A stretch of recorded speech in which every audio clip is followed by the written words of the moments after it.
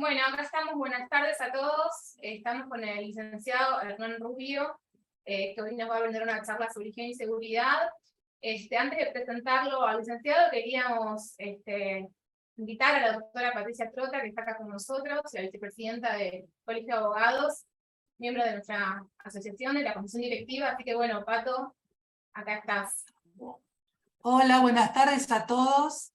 Lo primero que quiero hacer es agradecerle al licenciado Hernán Rubio por su generosidad, porque venir a participar de este Zoom que es tan atractivo para todos los colegas que hacen riesgos de trabajo, y agradecerle por sobre todas las cosas a la Comisión de Riesgo de la Asociación de Abogados del Fuero, dirigida por la doctora Marila Pistaquia y el doctor Facundo Giampaoli, dos leones en el tema de riesgo del trabajo, el doctor Leandro Muñoz también, y todos los que participan permanentemente. Agradecerle a todos los que están participando, que veo que es copioso el interés por este Zoom, a invitarlos a asociarse a la Asociación de Abogados del Fuero, porque es una asociación muy generosa que siempre les va a dar más y más, y que trabaja permanentemente para el abogado de a pie, y que no se olviden que nosotros, los abogados de a pie, tenemos que estar en los lugares de poder y de decisión efectiva, y que para eso tenemos que votar el próximo 18 de noviembre.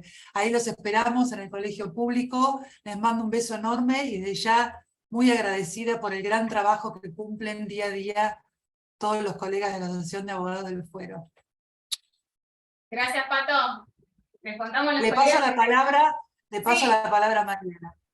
Gracias, Pato. Le contamos a todos los colegas que la invitación de Pato tiene que ver con las elecciones del Consejo de la Magistratura de Cava que se van a llevar a cabo prontamente, así que bueno, tenemos una elección por delante. Los esperamos a todos los que tengan la posibilidad de votar, no pueden hacerlo ahí. Bueno, gracias, Pato. Muchas gracias. Bueno, vamos a presentar al licenciado Hernán Rubio. Él es licenciado en Ciencias Químicas. Es especialista en higiene y seguridad en el trabajo y medio ambiente, es integrante del taller de estudios laborales, docente y publicista, y además tiene un Instagram muy interesante para que todos puedan visitarlo, que es Salud Laboral Sin Vueltas, donde todo el tiempo postea cosas sobre higiene y seguridad que por supuesto tiene que ver con temas que todos los abogados deberíamos tener un poquito de conocimiento, porque hacen a nuestra tarea de todos los días también. Así que bueno, Hernán, muchísimas gracias por admitir esta invitación que te hicimos hace un tiempo desde nuestra comisión. La verdad que son temas que de verdad son importantes para todos y hay que saber un poquito, por lo menos para poder estar al tanto de algunas cuestiones que hacen a nuestra profesión. Así que vas a ilustrarnos un poco, seguramente va a ser muy interesante porque hay cosas que quizás no todos estamos al tanto y se nos escapan. Así que muchísimas gracias. Vos tenés que compartir, creo que un PowerPoint, Hernán. Podés hacerlo. Sí, bueno, buenas tardes a todos y muchas gracias por la invitación. Y bueno, vamos a compartir un PowerPoint basado en las publicaciones que algunos de ustedes suelen ver de salud laboral sin vueltas, y vamos a meternos en este tema de lo que es las enfermedades profesionales y cuál es el papel que juegan dentro del sistema argentino de salud laboral. Así que bueno, vamos directamente a la exposición. Dale.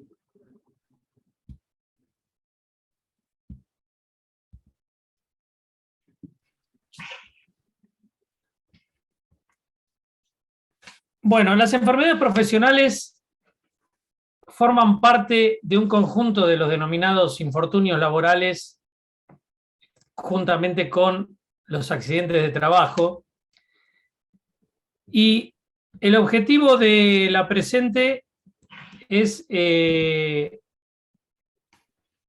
poder ir desentrañando entre todos qué es una enfermedad profesional, qué es una enfermedad profesional, qué representa dentro de este sistema y también qué papel juega el abogado dentro de este sistema. Y realmente, ¿cuál es la respuesta que se le da al principal perjudicado de todo esto, que es la víctima, muchas veces doblemente víctima? No solo por padecer una enfermedad profesional, sino porque después el sistema no les da respuesta. Antes de comenzar el Zoom,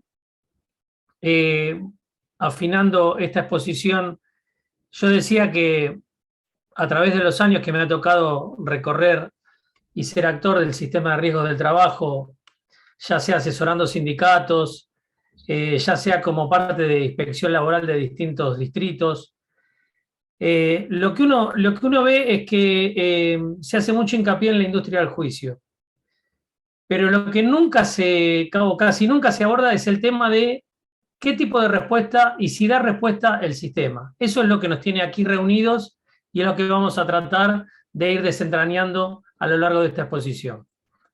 Para empezar, vemos o tenemos que definir qué es una enfermedad profesional. Una enfermedad profesional es una patología dada como resultado directo del trabajo que realiza quien está diciendo que padece esa enfermedad y genera derechos y deberes de los diferentes actores y son muy distintos a los que se derivan de una enfermedad común. ¿Cómo la distinguimos? Por 4 condiciones básicas. Se tiene que dar el agente de riesgo para producir una enfermedad. Por ejemplo, si yo tengo una enfermedad pulmonar, tiene que haber polvillo en el aire o algún otro agente de riesgo que me provoque esa enfermedad. Si yo tengo sordera, tiene que haber ruido en el ambiente de trabajo. Ese es un agente de riesgo. Ruido, polvillo, sustancias químicas. Tiene que darse, obviamente, la exposición. El trabajador tiene que estar en un medio que lo exponga a ese agente de riesgo. Tiene que sobrevenir la enfermedad y tiene que estar documentada por el médico legista o algún médico de parte. Y tiene que darse una relación de causalidad. O sea, ruido, sordera. Polvillo, enfermedad pulmonar. Si se dan esos presupuestos, nosotros estamos frente a un caso de enfermedad profesional. Tenemos padres de la medicina laboral desde los albores del siglo XVIII. Ya desde aquel entonces se hablaba científicamente de enfermedades profesionales, mucho antes también, pero Bernardo Ramazzini es quien nosotros tenemos como el padre de la medicina laboral. A principios del siglo XX en nuestro país, Viale Masse escribió su tratado Informe sobre el estado de las clases obreras, que en muchos aspectos se sigue repitiendo en algunas latitudes hasta el día de hoy. Alfredo Palacios también en su trabajo La fatiga expuso los padecimientos que tenían distintos tipos de grupos de trabajadores. ¿Cuál es el sistema que venimos diciendo acá en la Argentina? ¿Cuál es el sistema que gobierna todo este tipo de relaciones laborales en cuanto a lo que es la salud en el trabajo? Todo esto, a partir del año 1996, viene dado por la Ley de Riesgos del Trabajo, como ustedes deben saber mejor que yo, la famosa 24.551, en la cual, 24.557, perdón, en la cual se privatiza, por así decirlo, la cuestión de las enfermedades y accidentes profesionales. ¿Qué quiere decir esto? Se pone en manos de empresas de seguros todo lo que es el tema de la reparación y el tema de la prevención. Esta ley hace mucho más hincapié en la reparación que en lo que es la prevención. A través de actores, aseguradoras, como dijimos, que se llaman aseguradoras de riesgo del trabajo, las famosas ART.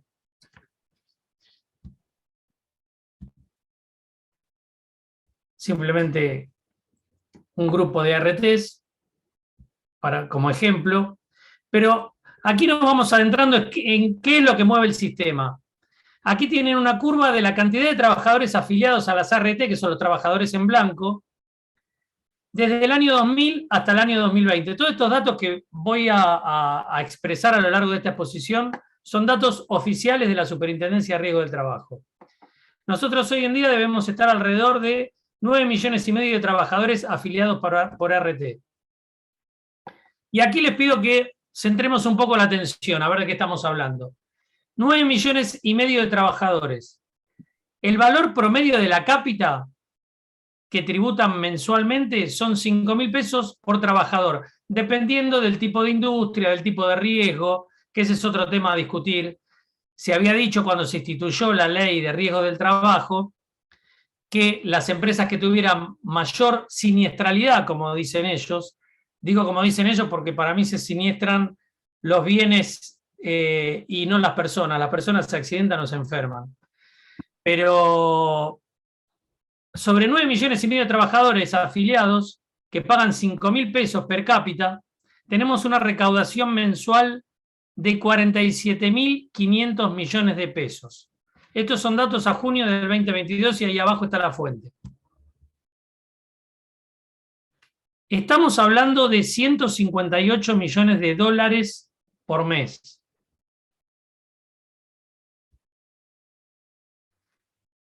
¿Y cómo se determina una enfermedad profesional en este sistema que mueve 158 millones de dólares por mes?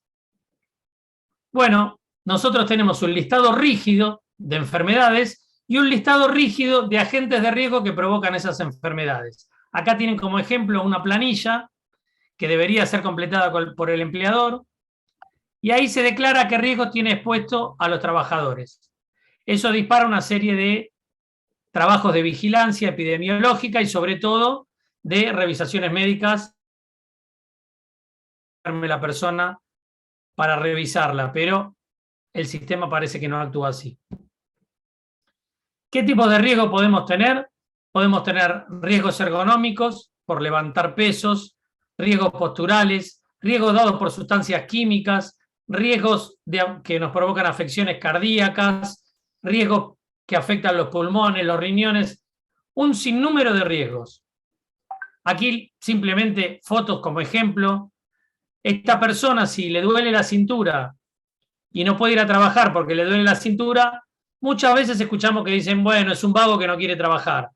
La verdad que si te hacen cinchar de ese tipo de bobinas, con lo que pesan, es bastante lógico que le duela la cintura y no que esté sano a lo largo de varios meses o varios años.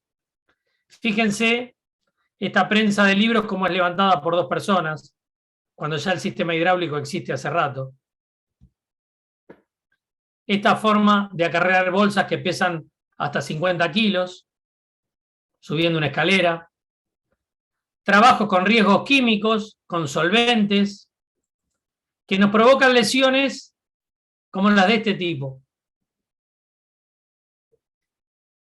Esta es una persona que trabaja con solventes químicos y tiene las manos de esta manera.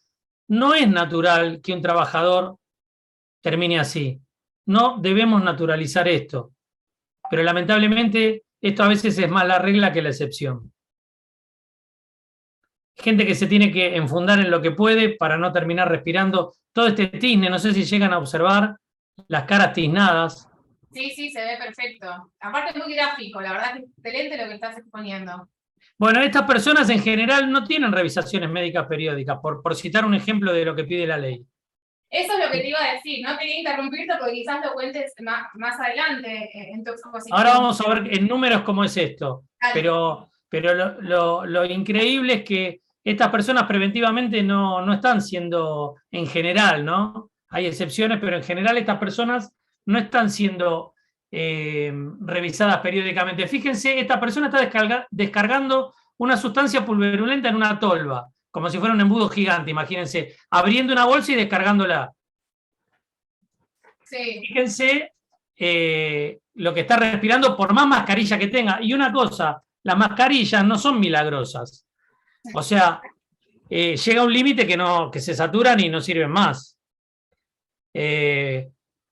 Bueno, en este caso, en este trabajo se le estaba midiendo la concentración de polvillo que el hombre estaba respirando. No sé si ven que tienen ahí. Bueno, a mí me delata la edad, pero parece un Walkman. No sé si alguno que tenga algo. Yo también soy de la época de Walkman. Bueno, eso es una bombita para captar el polvillo que hay en el aire y de polvillo está respirando en aire, porque la ley nuestra tiene muchísimos límites para todas estas sustancias. Más allá de un límite, no se puede estar trabajando, ni siquiera con protección. Claro, claro. Polvillo de papel, fíjense el rayo de luz del sol que entra por acá. Sí, sí. Fíjense, todo eso es lo que está respirando este hombre. Sí, sí. Fíjense este ambiente, todo esto es polvillo. No solo, perdón Hernán, no solo que a veces no están hechos los exámenes periódicos de los trabajadores, sino que tampoco están denunciados los agentes de riesgo por el empleador. Y de eso se trata. Si yo no denuncio a los agentes de riesgo, no me hacen las revisaciones médicas. Si no me hacen las revisaciones, no me quiero anticipar, si no me hacen las revisaciones médicas, ahorro plata. Si yo transé con una aseguradora un precio de una cápita bajo, pero no me hinché, si no me mandé la gente a cada rato, cierra todo. Porque en general los contratos de la RT no se cierran en la fábrica midiendo los riesgos, se cierran en la oficina del contador de la empresa. Claro. Sí, de hecho, muchas veces los rechazos de las ART es porque dicen que no se encuentra denunciado que el trabajador esté expuesto a ese agente. En eso se escudan. Exacto. Se pasan la pelota y dicen, es verdad, el agente de riesgo lo tiene que denunciar el empleador. Entonces dice, como el empleador no denunció, yo no tengo forma de adivinar de qué trabaja la persona. Yo tengo una cápita, un número de quill, pero no más que eso, no sé de qué trabaja, si es oficinista o si está en un torno. Pero lo cierto es que uno pide las visitas de las ART también, porque las ART tienen que tener técnicos que pasen y caminen las fábricas, que caminen los establecimientos, Claro, y tienen a las cansadas una visita cada tanto. Claro.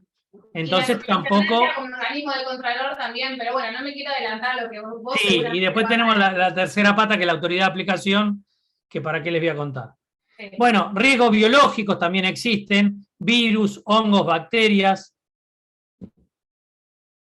Y bueno, ¿quién determina entonces, como venimos hablando, las enfermedades profesionales? Las determina la ART. Y luego, si hay una controversia, como ustedes deben saber mejor que yo, pasa a las comisiones médicas jurisdiccionales, luego a la Comisión Médica Central, y por último, uno, si sigue en desacuerdo, puede ir a la justicia ordinaria laboral. Acá hay toda una discusión que, bueno, sería más resorte de ustedes que mío, Sí. pero desde que se instituyó la ley 27348, a la cual adhieren más o menos unas 15 provincias, crea la instancia de comisión médica obligatoria antes de cualquier paso por la justicia ordinaria.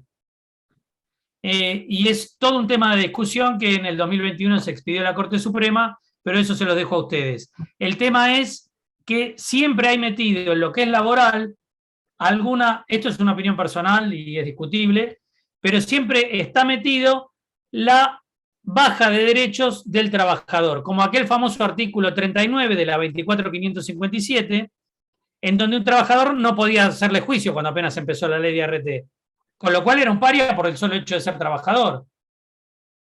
Si yo le estoy mostrando una fábrica a Rockefeller, se cae un fierro, mata a Rockefeller y al operario que le mostraba la fábrica, Rockefeller puede accionar, pero el trabajador no, en idéntica circunstancia. Esa fue la génesis de la ley de riesgo de trabajo. Después el artículo 39 se derogó, pero la verdad que fue bastante... Y ahora está el tema de las comisiones médicas, ¿no? Que muchas veces no sabemos para quién juegan.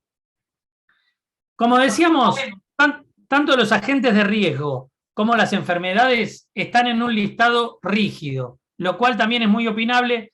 Allá por el año 2012, si mal no recuerdo, se abrió parcialmente, o sea, uno puede apelar y decir, yo tengo una enfermedad que no está tipificada, pero es profesional. Ahora, de ahí a probarlo, calculen que si no te dan la razón con enfermedades que están tipificadas, ir a probar una que no está en el listado es bastante cuesta arriba. Exacto. Pero la ley es dura como ustedes ven acá, o sea, ustedes ven acá en la columna de la izquierda el agente de riesgo, ¿sí? Y todas las profesiones que pueden tenerlo y la patología que puede disparar. Pero está escrito taxativamente, prácticamente. Así es el decreto 658 que regula las enfermedades profesionales reconocidas. Y acá quiero hacer un punto. ¿Vieron que dijimos en esos 4 presupuestos que se tienen que dar, que tiene que estar dada la exposición? Esto fue algo de lo cual se agarraron las aseguradoras para voltear un montón de reclamos por enfermedades profesionales. Decir que el trabajador no estaba expuesto. ¿Me siguen? Sí, claro. Bueno. Es verdad que si yo tengo el agente de riesgo y trabajo con él, se podría considerar que está expuesto. Ahora, supongamos, vamos a tomar un ejemplo de un solvente, benceno. Si yo agarro la botellita y la acomodo en un estante una vez cada 15 días, pero no la destapo ni nada, ¿estoy expuesto o no estoy expuesto? Y es bastante forzado que el trabajador por eso esté expuesto. Ahora, las aseguradoras llevaron esto a un extremo. Nadie está expuesto. ¿Por qué? Porque no hay la concentración suficiente en aire, ya que la ley nuestra tiene límites que hay que estar por debajo de los cuales. Entonces decía, no, como está por debajo de los límites, no está expuesto. Lo que está respirando no se considera una exposición. A ver, mostrame los análisis que hicieron de aire. Les puedo asegurar que si el 1% de las empresas del país hace análisis de aire, yo me doy por contento. Nadie analiza aire, pero por la duda te dice que no estás expuesto. Entonces, ¿qué hizo la Superintendencia de Riesgo del Trabajo en una medida muy valiente en el año 2003? Dijo, vamos a poner 4 presupuestos para terminar con la polémica si alguien está expuesto o no está expuesto. 1, cuando un trabajador esté realizando tareas con un agente de riesgo que sea cancerígeno. Hay un listado, ahora vamos a ver más adelante, de sustancias que son típicamente cancerígenas, dan cáncer. El benceno es una de ellas. Entonces, si yo trabajo con benceno, con el solo hecho de trabajar con eso, no importa la concentración, estoy expuesto. ¿Por qué? Porque los cancerígenos no tienen límites, a pesar de que están escritos sus límites. Una molécula de cancerígeno puede llegar a ser suficiente para que yo me agarre un cáncer. No depende de la concentración, como otras sustancias. ¿Se entiende? Por ahí soy muy técnico, pero quiero ser claro. No, está perfecto. Entonces, la superintendencia en aquel entonces, 2003, escribió, si usted está expuesto a un cancerígeno, ya se considera expuesto. No importa la medición de aire, no importa a cuánto esté expuesto. Hernán, ¿el tiempo tiene que ver? Está muy bien la pregunta. La dosis, eso se llama dosis. La dosis es una conjunción de concentración por tiempo. Obviamente no es lo mismo que yo esté 1 minuto que esté las 8 horas. Para el caso del cancerígeno, si yo trabajo con eso, no importa que trabaje 1 hora por día u 8 horas por día, y no importa lo que se mida en el aire o los tenores que haya evaluado. Yo me considero expuesto. ¿Sí? No solo con cancerígenos, sino en eso mutagénico, que es aquellas sustancias que provocan lesiones al feto o que provocan mutaciones genéticas. Todas esas sustancias no se discutía más. Segundo, el resto de las sustancias, si superan un 50% el límite máximo, o sea, no que lo supere al límite máximo, sino que supere la mitad del límite máximo, yo ya me consideraba expuesto. Eso se llama nivel de acción. Por las dudas, porque a la gente hay que revisarla antes, no cuando ya se enfermó. El 50% en ese otro tipo de sustancias no cancerígenas ya se consideraba expuesto. Si el trabajador trabajaba con sustancias que entraban por la piel, aunque les parezca mentira, hay sustancias que ingresan por piel, aunque la piel no esté dañada, ya directamente se lo consideraba expuesto. Y por último, si la empresa no realizaba mediciones, el beneficio de la duda iba a favor del trabajador. Muy valiente era esta resolución. Adivinen qué pasó. Pero Me sacaron. En un poco más de un año, la Unión de ARTs interpuso un recurso y la derogaron. Sí. Vamos a ver entonces, después de haber dicho todo esto, cómo estamos parados en nuestro país en cuanto a enfermedades profesionales y establezcamos una comparación. Superintendencia de Riesgo del Trabajo, que es la autoridad que controla las ART, versus la Organización Internacional del Trabajo. Los números de cada uno, a ver cómo estamos. Organización Internacional del Trabajo, ¿qué nos dice? Hay más de 350 millones de accidentes de trabajo y enfermedades profesionales por año. De los cuales, no mortales estoy hablando, el total que se dan, el total del universo, de los cuales casi un 40% son enfermedades profesionales y el 60% accidentes de trabajo. Bueno, ¿qué nos dice la superintendencia? Aquí tienen los números. Las enfermedades profesionales es la línea ocre que está abajo y los accidentes de trabajo es la línea azul que está arriba. Mientras superaba los 500.000, en el año 2007 no llegaba ni a 15.000 o menos en ese mismo año. O sea que ese 60-40, evidentemente, estos son números oficiales de la Superintendencia de Riesgo de Trabajo. Fíjense la depreciación entonces que hay de enfermedades profesionales, el subregistro, frente a los accidentes de trabajo. Denuncias aceptadas de accidentes de trabajo y de enfermedades profesionales. Del total, un 6% son enfermedades profesionales y un 94% son accidentes de trabajo. Promedio 2013-2020. Aquí tienen una torta versus la otra comparadas. 60-40, 94-6. Sí, muy gráfico. Sí.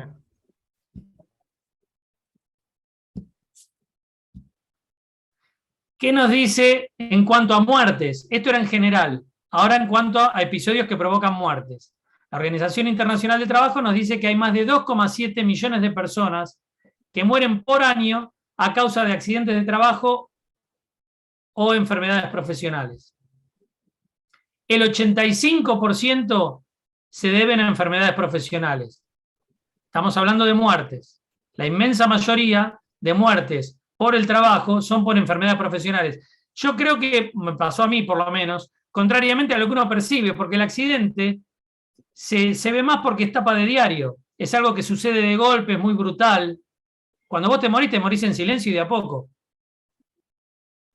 Y nadie se entera. Sí. ¿Qué dice la superintendencia? Recuerden el 85%. Muertes para la superintendencia. 1% por enfermedades, 99% por accidentes.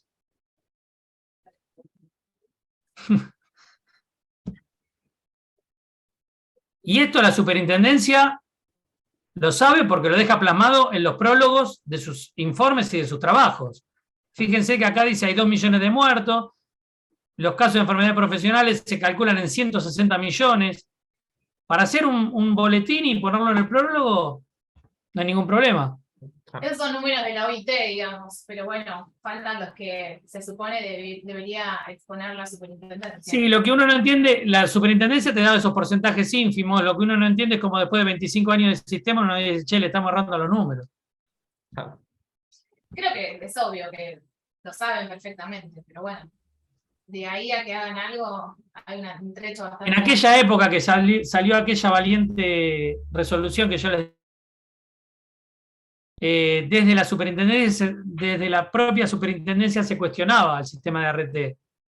Y ahí decía, no se cumple con todos los exámenes médicos a los que periódicamente deberían someterse los trabajadores expuestos a riesgo. Esto lo decía el propio superintendente de riesgos en aquel entonces.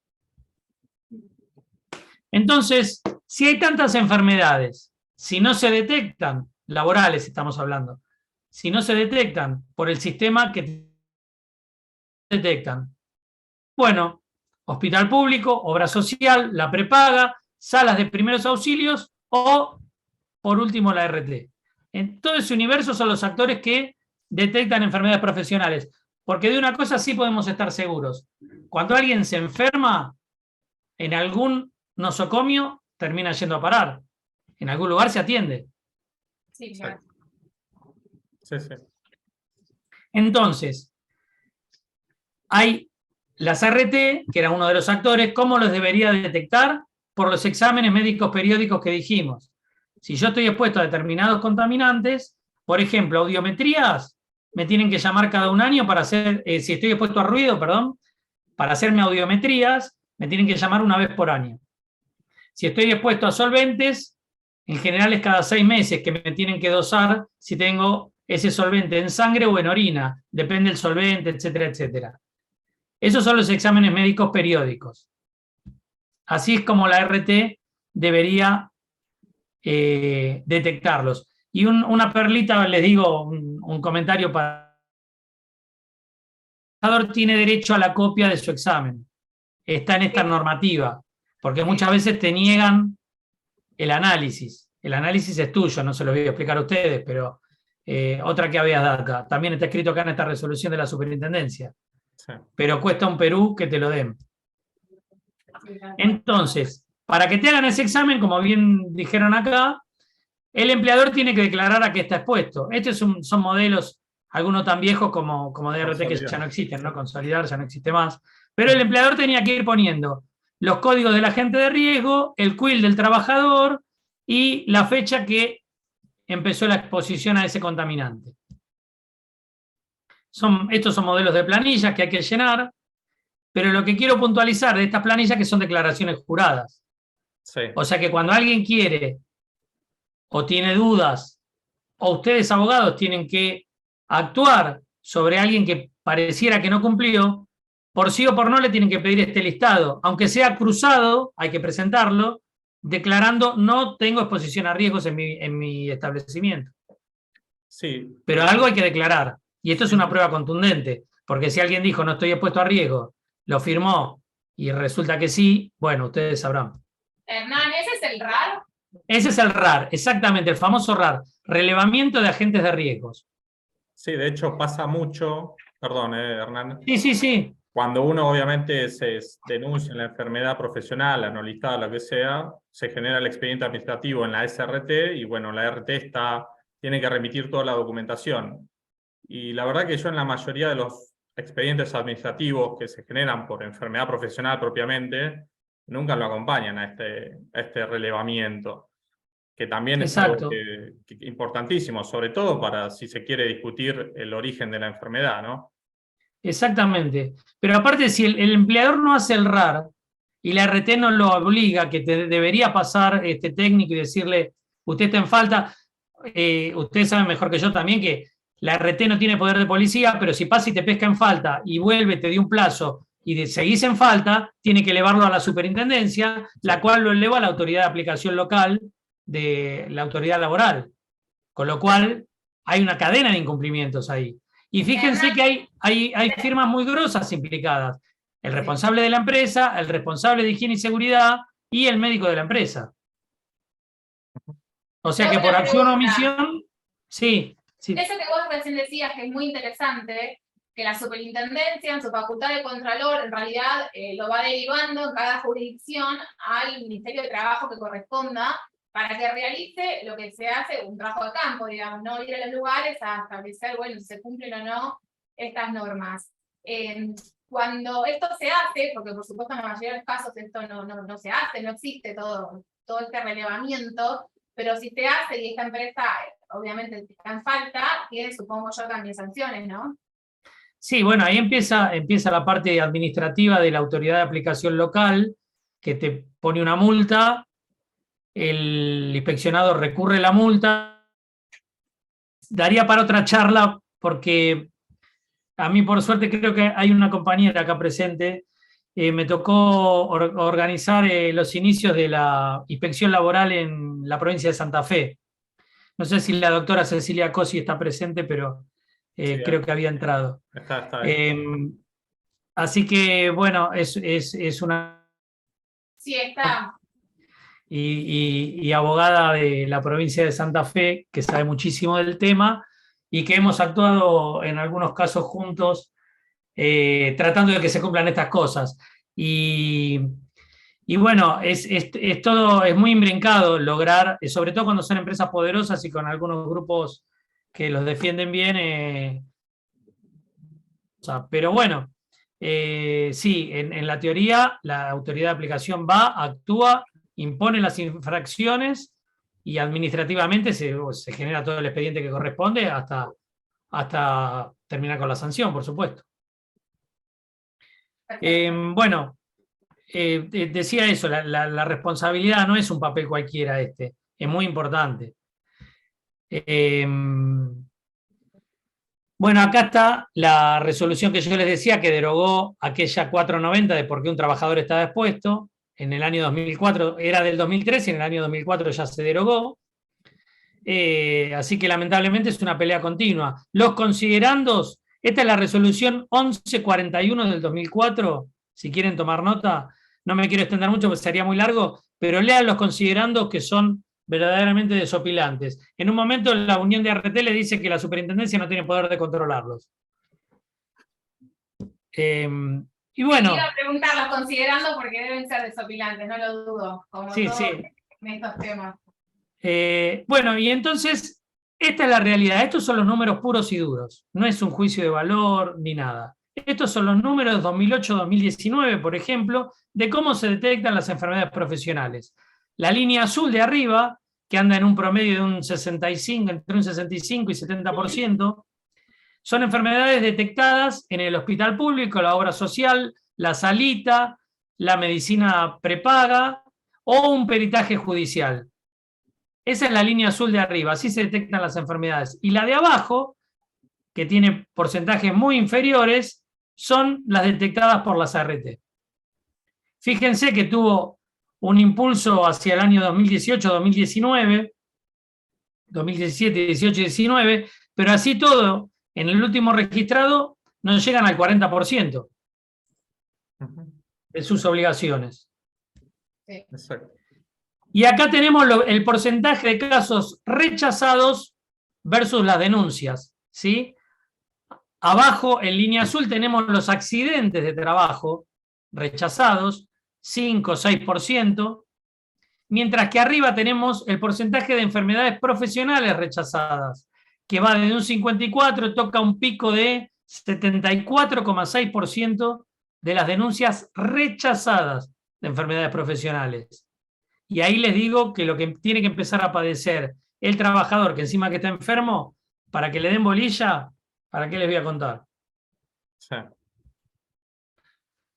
Aquí tienen un dato, no quiero ser muy técnico porque por ahí aburro, a mí me gusta mucho la parte técnica, pero No, para nada, todo lo contrario. Porque estos son porcentajes, fíjense esto, esto hay que mirarlo muy bien con mucha atención. Estas son las enfermedades profesionales detectadas por agente de riesgo, por cada agente de riesgo, en donde el enfermo tenía menos de un año de exposición. ¿Me siguen? O sea, hacía menos de un año que estaba expuesto al riesgo. Fíjense qué altos que son los porcentajes de las enfermedades que sí se reconocieron. Andan entre un 60% promedio, ¿sí? Llegan a un pico más del 70%, de que la persona afectada tenía menos de un año, o sea, rapidísimo, menos de un año de exposición, ya estaba enfermo. ¿Me siguen? Sí. Y abajo, por antigüedad de laburo. Abajo por antigüedad en el puesto de trabajo. Claro. Y fíjense qué poquito, ¿no? O sea, sector, perdón, con menos de un año de antigüedad. Es la línea de acá, marrón. O sea, yo tengo menos de un año de antigüedad en el sector y tengo esta poca cantidad de enfermedades profesionales detectadas.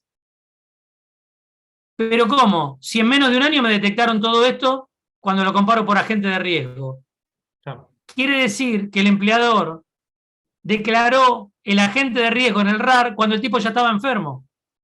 Claro. ¿Se entiende? Sí. Sí, sí. Vamos de nuevo.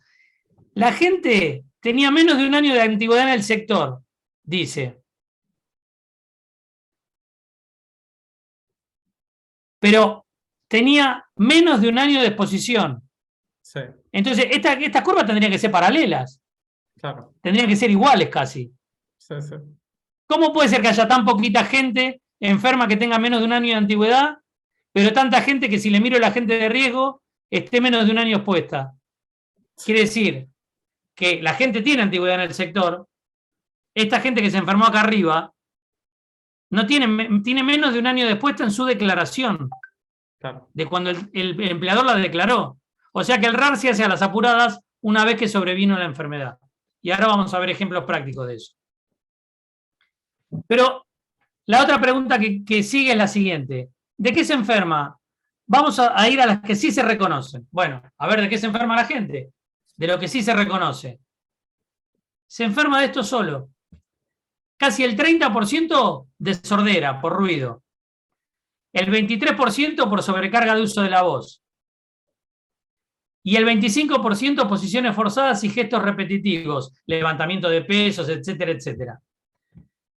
Todo eso se lleva a los 3/4 partes de todas las enfermedades profesionales reconocidas, entre 2008 y 2019.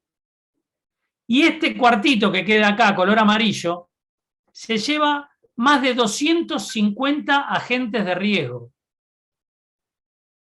O sea que la gente nada más en un 75% se enferma de ruido, de sobrecarga de uso de la voz y de posiciones forzadas o gestos repetitivos. Y hay 250 agentes de riesgo restantes que no existen prácticamente. ¿Será que es así o que solo eso se declaran? No, obviamente que solo eso se declara.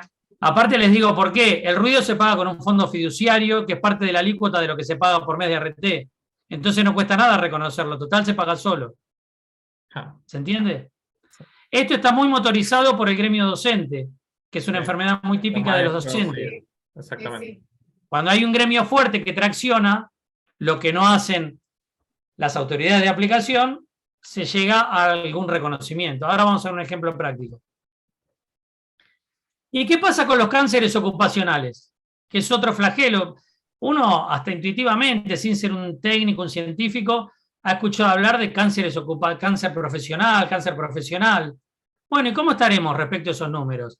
El cáncer profesional es algo tipificado también muy tempranamente, allá por mediados del siglo XVIII, ya el cáncer de los desollinadores era una enfermedad cancerígena por excelencia, el cáncer de escroto, y lamentablemente se daba en niños porque entraban por las chimeneas, eran fáciles trabajadores para entrar por esos huecos, pobrecitos. Y ahí están las fotos que documentan eso.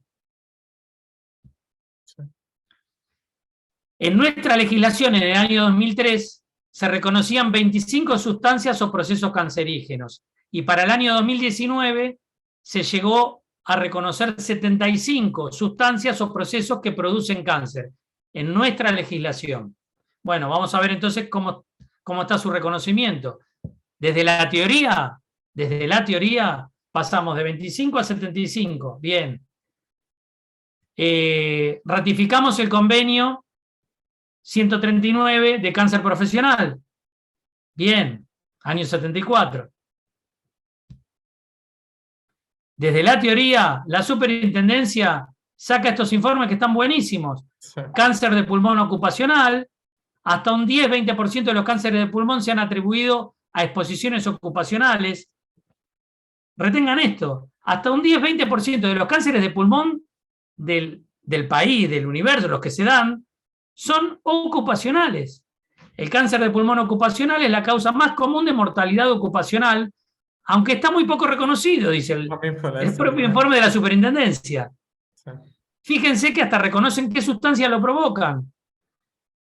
Este es un trabajo muy interesante, hecha por una médica muy buena laboralista, que tenemos acá por suerte en la Argentina, en donde se dedicaron a registrar cánceres ocupacionales por cáncer de pulmón, ¿no? En vías respiratorias. Agarraron a la gente que se internaba y le dijeron, bueno, ¿con qué trabaja usted?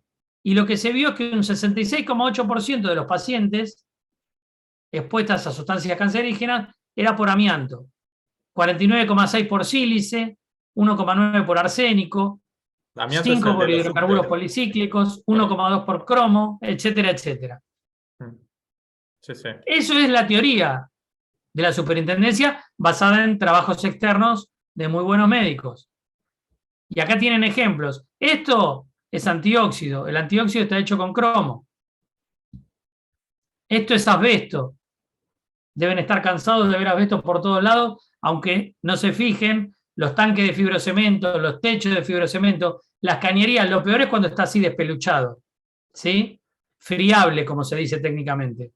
Porque esto vuela y uno lo respira. Cuando lo respira se clava bien adentro del tracto pulmonar y a partir de ahí empieza a progresar la afección pulmonar. Cuando yo estudiaba higiene y seguridad, me mostraron una radiografía de una manchita en un pulmón de un trabajador y cómo se había agrandado esa mancha a los 3 años. Y yo dije, ¿por qué no lo sacaron del puesto de trabajo cuando vieron que tenía la manchita más chica? Y me dijeron, sí, lo sacamos, pero una vez que empezó, ya no se detiene. Hernán, ¿puede ser que en los subte haya asbesto, que eso era un problema? Ahí vamos a ese tema, ahí vamos a entrar en ese tema. Si puede ser, no, hay. ¿Y cómo? Este es el caso de las Torres Gemelas, que con todo lo que tenían los edificios que cayeron, terminaron muriendo casi más gente después, a lo largo de los años, por afecciones y cáncer de pulmón, sobre todo el amianto que voló. Estos son humos de soldadura en recinto confinado. Igual este hombre está trabajando bien porque esta manguera que tiene acá le tira aire fresco desde. O sea, ya ni siquiera tiene que respirar filtrado el aire de ahí. Ya directamente le viene aire de afuera. Pero es una excepción trabajar así, lamentablemente.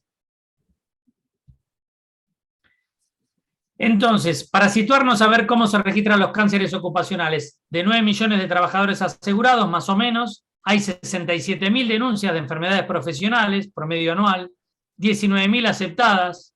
¿Y cuántos cánceres? Bueno, aquí los tienen. Denuncias en la línea azul, 44, un pico de 168 en el año 2018, baja 72. Esas son denuncias. La inmensa mayoría que está en la línea ocre, que está acá en el medio. Y muertes por cáncer ocupacional, se las voy a decir de a una de 2013 a 2020 para que les quede registro. 0, 2, 0, 0, 2, 0, 0, 1. Esos son los números que tiene la superintendencia. Muertes por cáncer profesional versus muertes totales.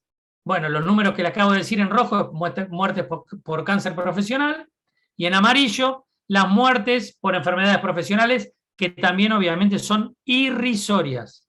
Sí, sí. O sea, muerte por cualquier tipo de enfermedad profesional. No llega a 10. No llega a 10 en ningún año.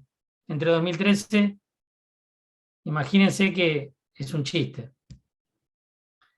Y aquí entramos en el tema que preguntaba Mariela hace un ratito. Enfermedades profesionales por el asbesto. Estos son números de la CRT en toda la Argentina, números oficiales.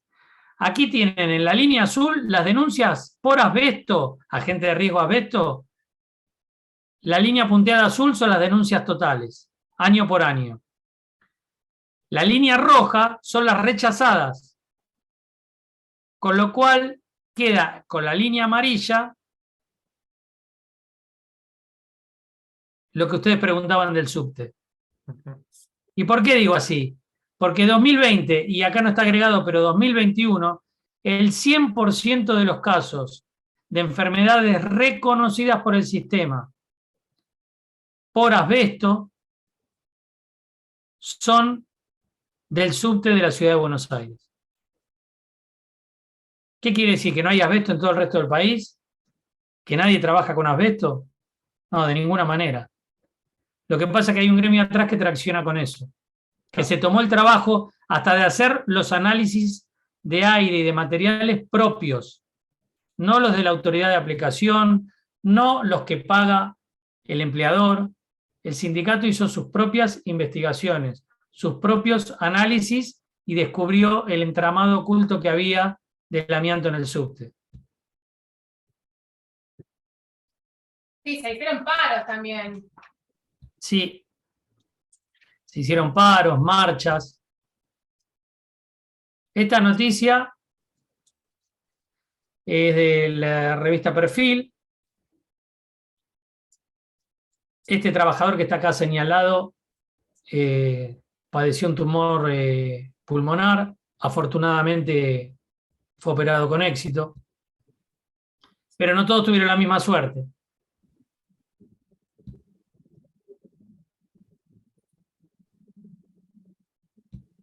Esto es la CNN. La CNN hizo un muy buen informe hace un año atrás, 2 años atrás.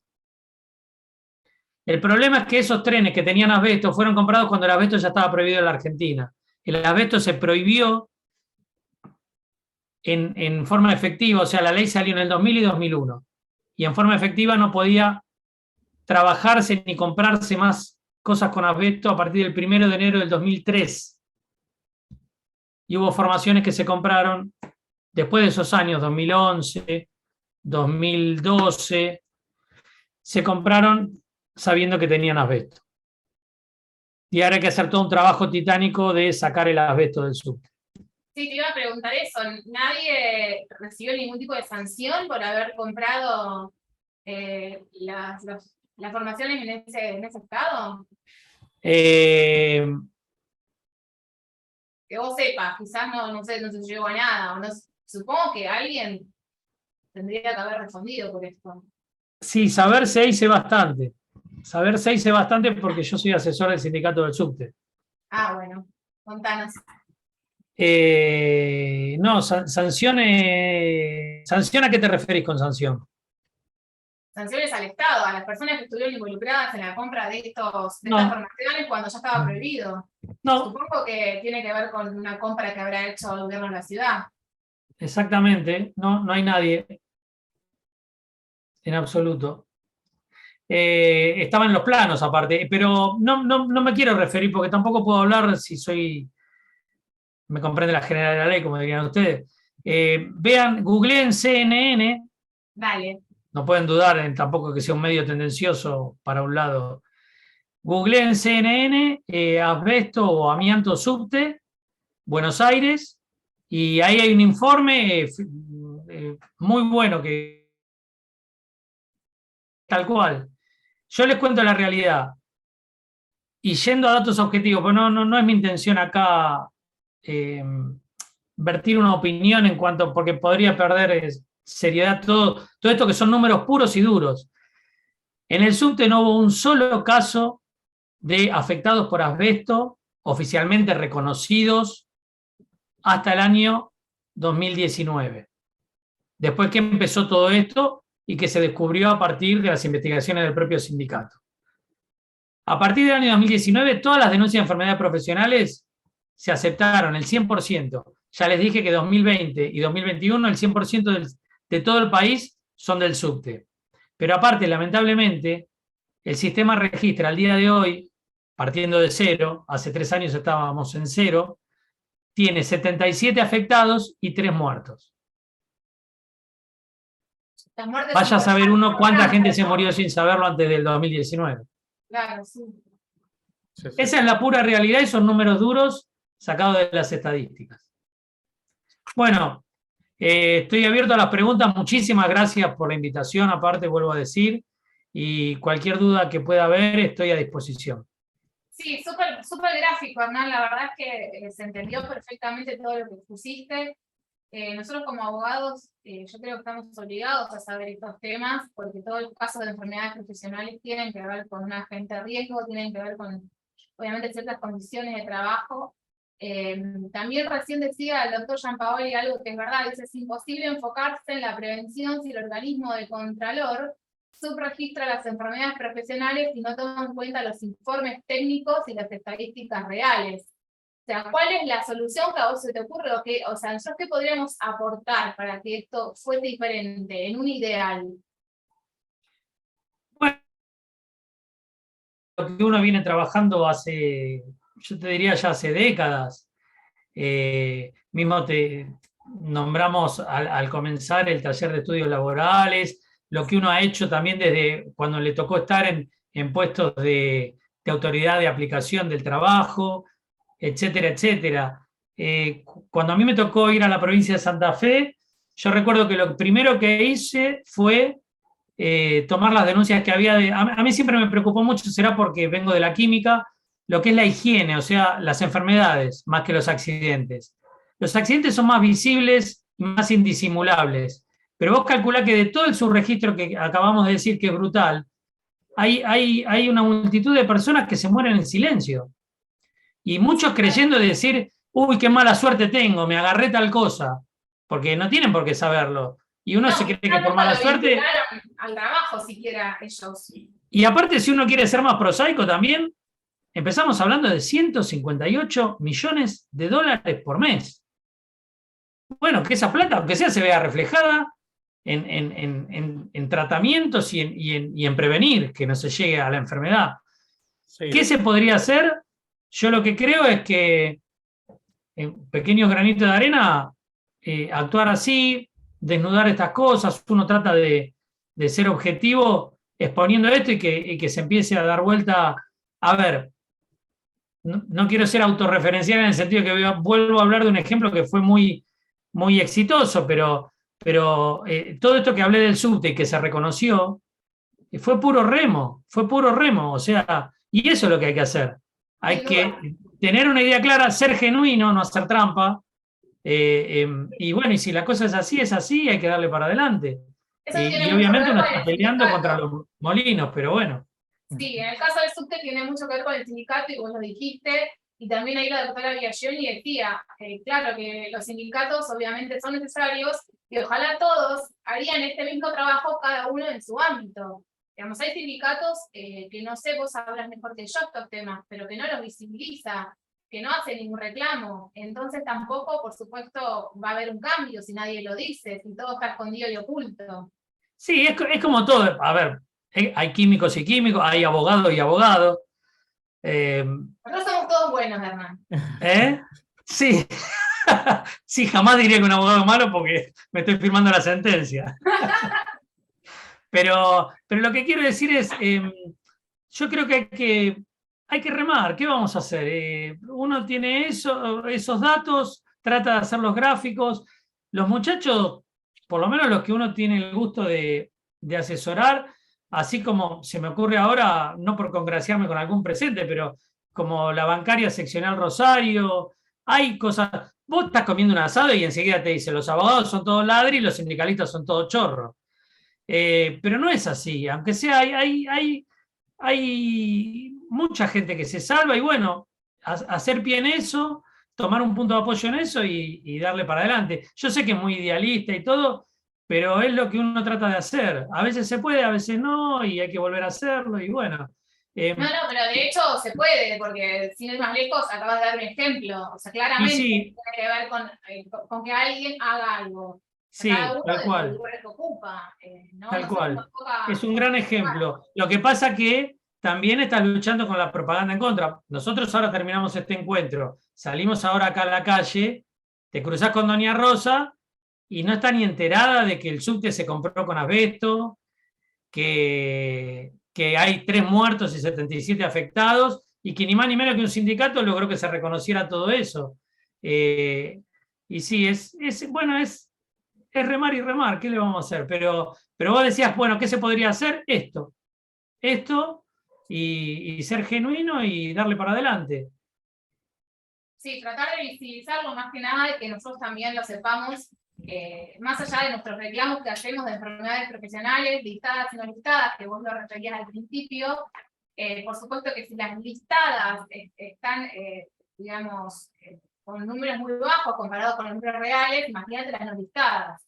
Las no listadas directamente en Superintendencia de Riesgo de Trabajo hay casi nulas chances de que sean aceptadas, porque si acepta la Comisión Médica Jurisdiccional, después la Comisión Médica Central te lo da vuelta, o sea que no hay chances reales en la instancia administrativa, ¿no? Después en juicio es diferente, pero no hay chances reales que las no listadas sean aceptadas como enfermedades profesionales en líneas generales, salvo los temas de COVID, los dejo afuera porque ha sido diferente la visión sobre COVID.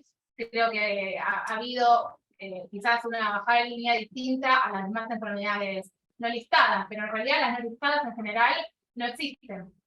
No hay un registro, no sé si vos lo tenés, como es no listada, generalmente no se aceptan, y bueno, en líneas generales es mucho peor la condición que en las listadas. Teniendo en cuenta que para que sea listada tiene que cumplir ciertas condiciones, que tampoco a veces es fácil, ¿viste? Porque como decimos, hay que tener un agente de riesgo en algún tiempo de exposición, por ejemplo, todas las discopatías lumbares. Entonces tenés tantas exigencias que no te encaja en la listada. Entonces hay muchos casos que tenés que ir por la no listada porque la persona tiene 2 años de antigüedad y no 3. Entonces Sí. no te encaja en esa triple columna y no te entra como listada, entonces tenés que ir por el otro camino. Entonces verdaderamente para nosotros saber cuáles son los agentes de riesgo, cuáles son las condiciones bajo que una enfermedad profesional sea tal, es importante también para desarrollar nuestra profesión. Digo, nosotros hacemos un riesgo de trabajo, tenemos que saberlo para mínimo entender cuándo es listada, cuándo no es listada, y cuáles son las condiciones, o lo que contabas del RAR, que es el relevamiento de agentes de riesgo, que es muy importante, que lo tienen que hacer las empresas. Y a veces lo que pasa, lo que vos decías es la típica. Al principio contabas que los rechazos se hacen porque no está expuesto a la gente de riesgo. La mayoría de las veces se dice lo mismo, que vos tenés gente que hace trabajo de fuerza, que está en sus funciones, que es obvio que lo hacen, y en el RAR no existe, no figura. Entonces, digamos, está todo mal hecho desde el principio. Creo que los que deben controlar no lo hacen en todas las escalas, ¿no? Digo, ART primero debe controlar aquella empresa que la está contratando y de ahí para arriba, por supuesto, todo el resto. Pero también nosotros estos temas los tenemos que saber para defender no solo los intereses de nuestros clientes, sino también, como decís vos, a otros niveles, quizás haya algunos abogados que tengan contacto con sindicatos y puedan hacer algo distinto o marcar alguna diferencia. Tal cual. Sí, sí. Acá dice la doctora Agustina Elías que es muy importante dar a conocer el padecimiento de gran parte de los trabajadores y las condiciones laborales. Es algo muy silencioso, que quizás no todos lo pueden ver a eso, ¿no? Perdón, también tiene que ver con una falta de información a los trabajadores, que obviamente ya acuden a nosotros cuando ya está hecha la denuncia, o quizá denunciaron, no sé, que se lesionaron la zona lumbar en un accidente de trabajo, cuando es una enfermedad profesional, un trabajador que tiene 10 años de antigüedad haciendo sobreesfuerzos, y resulta ser que se denunció como accidente de trabajo, con todo lo que eso conlleva. También hay una desinformación voluntaria hacia el trabajador, que tampoco sabe si está padeciendo una enfermedad profesional, si el origen de lo que padece deriva del trabajo, y cómo hacer la denuncia, o cómo solicitar que la RT le dé prestaciones, ¿no? También tiene que ver con eso, que debería reforzarse, y sobre todo porque la intención supuestamente de la ley es la materia preventiva, más que todo. Nosotros llegamos a lo último, ya cuando lamentablemente el trabajador está recontrachacado o con su salud deteriorada, y bueno, y encima todo esto pelear con una estructura del sistema que le niega las prestaciones por no estar enlistadas en una tabla de enfermedades, ¿no? Tal cual. La mayoría de las veces pasa eso. Las enfermedades profesionales en general son rechazadas. Lo sabemos todo lo que hacemos esto todos los días.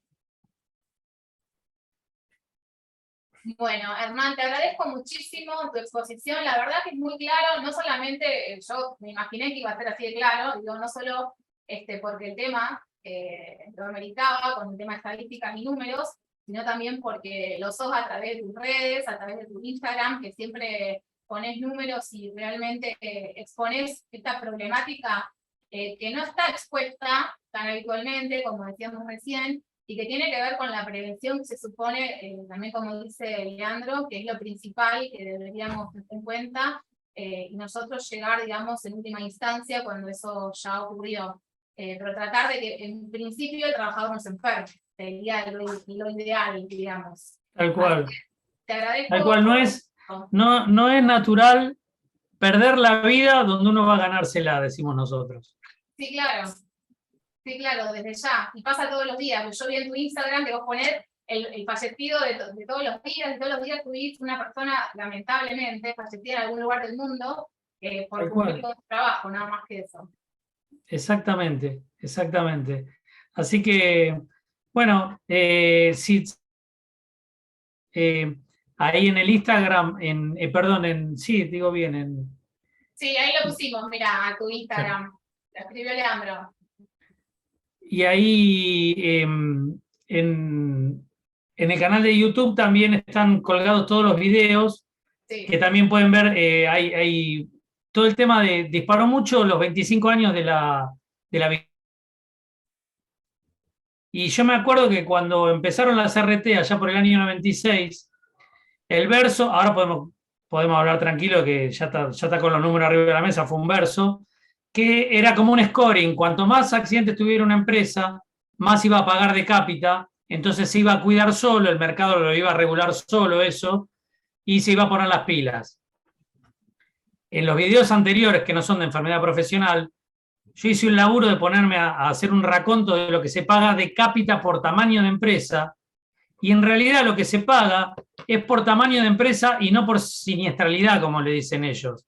¿Por qué? Porque la grande tiene más poder de negociación. Entonces dice, no me haces el precio que a mí me conviene, me voy a la de al lado. Claro. Es así. Terminó siendo una pulseada de mercado y lo de la accidentología, todas esas curvas están en los videos y se demuestra cómo no pagan por accidentología, sino que se paga por poder de compra, digamos. Claro, claro, porque presionan con obviamente la importancia de la empresa y la cantidad de trabajadores que tienen. Exactamente. Bueno, Hernán, un lujo tenerte